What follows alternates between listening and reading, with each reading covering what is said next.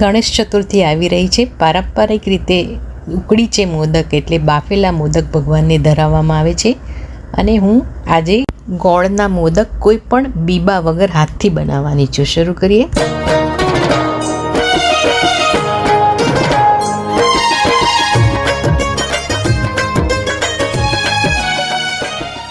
નમસ્તે મિત્રો, કેમ છો? માયા દીપક 22 યુટ્યુબ ચેનલમાં આપ સૌનું સ્વાગત છે.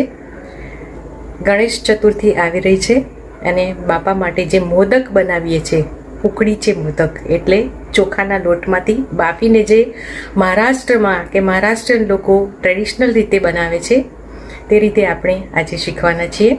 અને કોઈ પણ જાતના બીબા વગર આ બનાવવાના છે ને હાથથી જ બનાવતા હું બતાવવાની છું.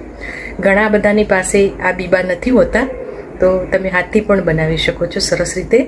પણ એ પહેલાં તમે મારી ચેનલ સબસ્ક્રાઈબ ના કરી હોય તો માયા દીપક 22 સબસ્ક્રાઈબ કરો, લાઇક કરો, શેર કરો, કોમેન્ટ કરો. તમે મને ફેસબુક અને ઇન્સ્ટાગ્રામ પર પણ ફોલો કરી શકો છો.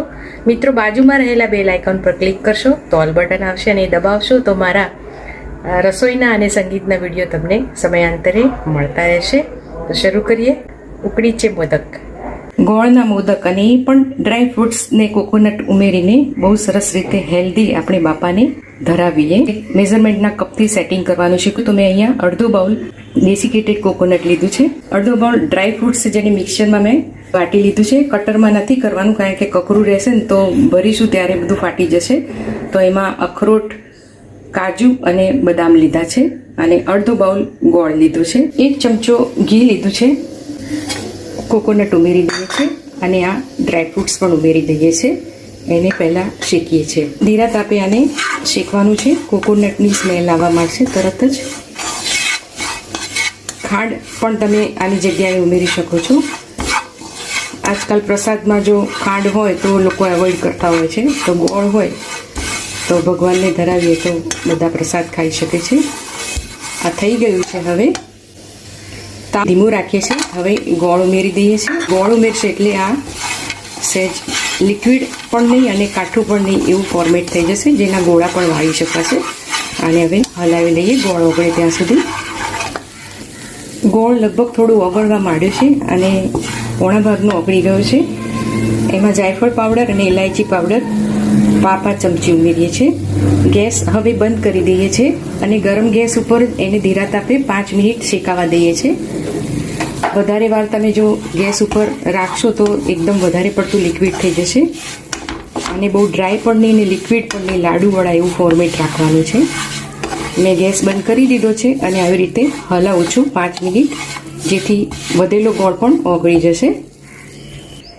તમે જોઈ શકો છો કે આવો બંધાય એવો થાય ત્યાં સુધી રાખવાનું છે.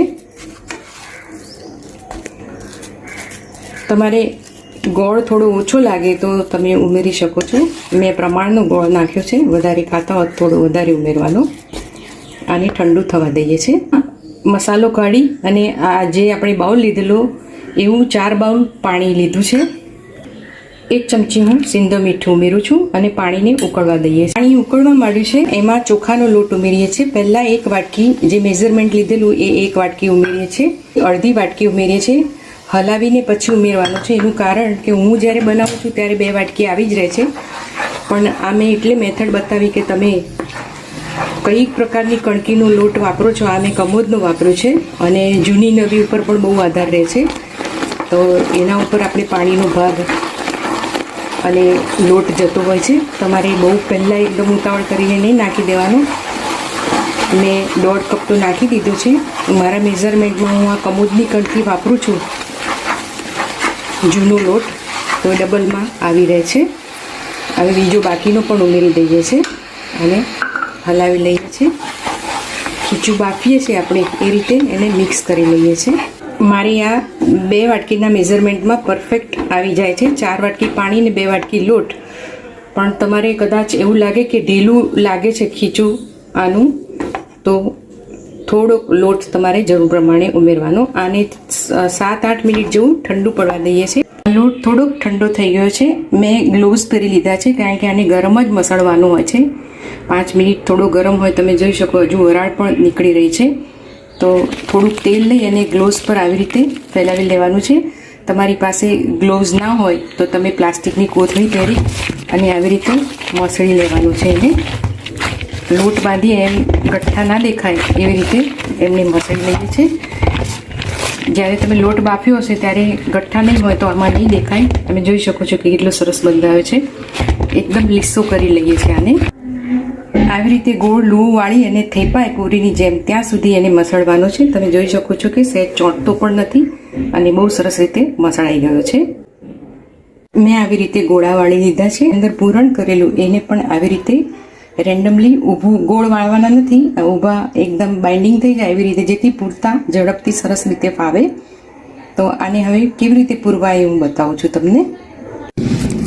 આવી રીતે ગોળ લુવાને પહેલાં આપણે પૂરી વણીએ એવી રીતે દબાવી લેવાનું છે. હવે જોઈ શકો છો કે મોટું કરી નાખ્યું છે મેં.